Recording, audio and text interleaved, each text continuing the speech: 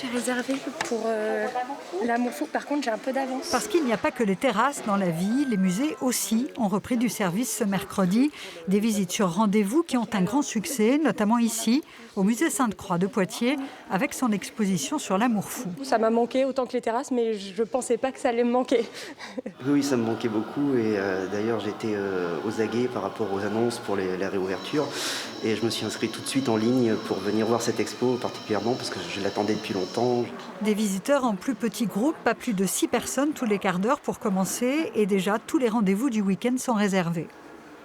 Il y a une vraie envie de culture, on l'avait vu au premier déconfinement et c'est vrai qu'on a cet effet particulier de l'exposition dont on a parlé en fait depuis plus d'1 an puisqu'elle a été reportée quand même 3 ou 4 fois, je n'arrive plus à compter. Donc il y a eu une sorte d'attente aussi sur l'exposition, ces grands noms d'artistes attirants. À 30 km de là, le musée du vitrail de Curzé-sur-Vaune a ouvert aussi ce jeudi.